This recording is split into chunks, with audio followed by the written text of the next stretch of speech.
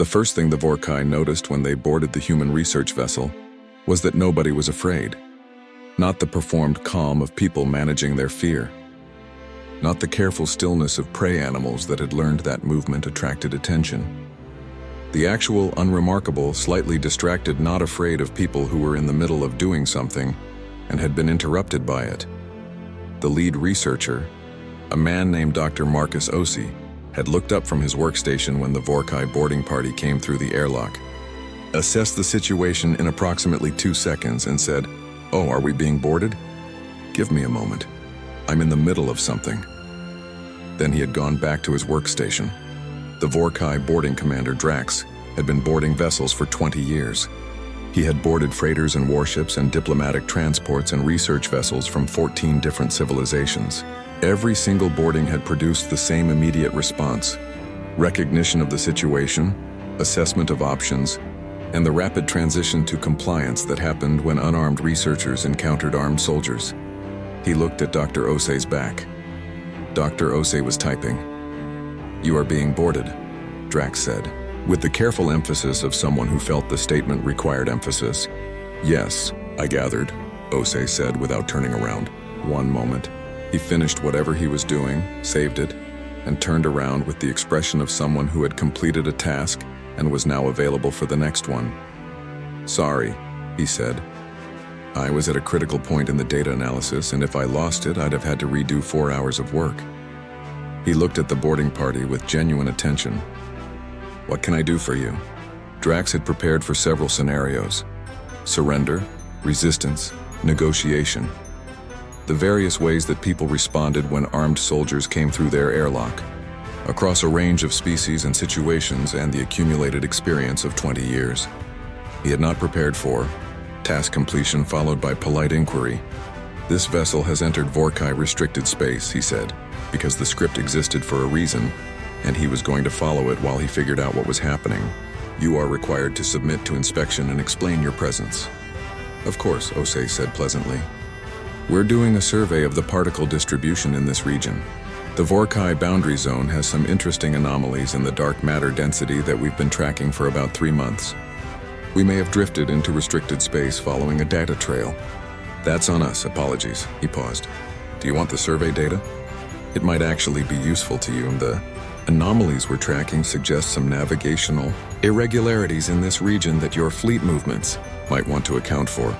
Drax looked at him. "You are offering us your research data," he said, slowly. "It's relevant to your territory," Osei said. "Seems like the right thing to do." He tilted his head. "Also, honestly, sharing it means it's more likely to be acted on, and the navigational irregularities are real enough that I'd rather they be acted on than not. Navigation through this region without accounting for them is suboptimal." The inspection took 2 hours. Drax conducted it personally, which was not standard.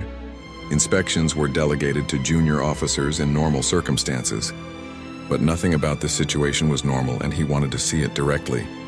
The vessel had 6 crew members, all researchers. The equipment was consistent with the stated survey mission. The data records supported the timeline Osei had described. 3 months of particle distribution mapping, with the boundary crossing visible as a gradual drift following a data trail rather than a deliberate incursion. What Drax noticed, moving through the vessel, was not the equipment or the data. It was the crew. None of them were afraid, not performing calm, not managing fear, genuinely unremarkably unafraid, continuing their work during the inspection with the mild accommodation of people who had an interruption they were working around. One of them, a young woman at the sensor station, had asked one of Drax's soldiers if he wanted to see the anomaly data directly, because the display was right there and it was easier to show than to explain. The soldier had looked at Drax. Drax had nodded. The young woman had spent 15 minutes explaining particle distribution anomalies to an armed Vorkai soldier with the focused enthusiasm of someone who found the topic genuinely interesting and assumed the interest was mutual. The soldier had, by the end of it, asked 2 follow-up questions. Drax filed his inspection report that evening. It was longer than standard. His superior, reviewing it, called him directly. "You spent 2 hours on a research vessel inspection," she said. "Yes." The standard is 40 minutes. I know. What took the additional time? Drax thought about how to explain it. I was trying to understand something, he said finally. What? Why they weren't afraid, he said. 6 unarmed researchers, boarded by an armed Vorkai inspection party in restricted space. Nobody afraid. Not performing comm and actually not afraid, he paused. I've been boarding vessels for 20 years. I've never seen that.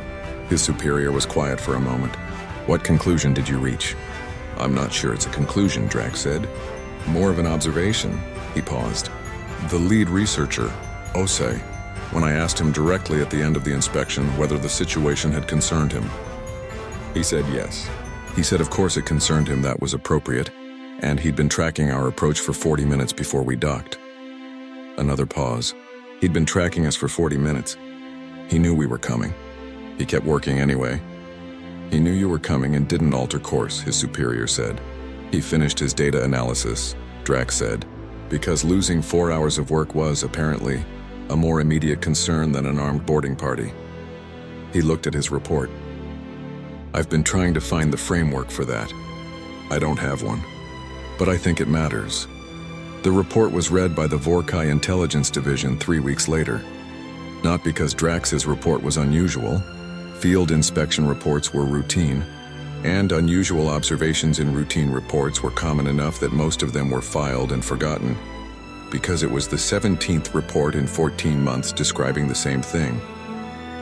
Human researchers, traders, explorers, and in 2 cases what appeared to be tourists operating in regions that the Vorkai's own personnel would have required hazard protocols to enter. All of them assessed correctly. None of them reckless. All of them showed evidence of careful monitoring, risk assessment, appropriate precaution. None of them stopped by the risk assessment from proceeding. The Intelligence Division analyst who compiled the 17 reports wrote a summary that was, for an intelligence document, unusually direct. Across 17 documented encounters, human personnel operating in hazardous or restricted environments have displayed consistent behavioral characteristics that differ significantly from those observed in other species under comparable conditions. These characteristics are accurate assessment of risk, appropriate precautionary measures, and continued operation within conditions that those measures do not fully mitigate. In simplified terms, they know it is dangerous, they take reasonable precautions, and they proceed anyway. This is not recklessness. Reckless behavior involves underestimating risk. These individuals are not underestimating risk. Their own monitoring data demonstrates accurate risk assessment. They are making a different calculation about what constitutes acceptable risk. The source of this different calculation is not fully understood. Current assessment suggests it is cultural and evolutionary in origin, a product of developing on a planet where the alternative to operating in dangerous conditions was not operating at all. Whatever its origin, the practical implication is consistent. Human personnel can be expected to operate effectively in conditions that would significantly degrade the performance of most other species. Recommendation: update threat assessment protocols for human personnel. Current protocols assume standard threat response behavior. Human personnel do not display standard threat response behavior.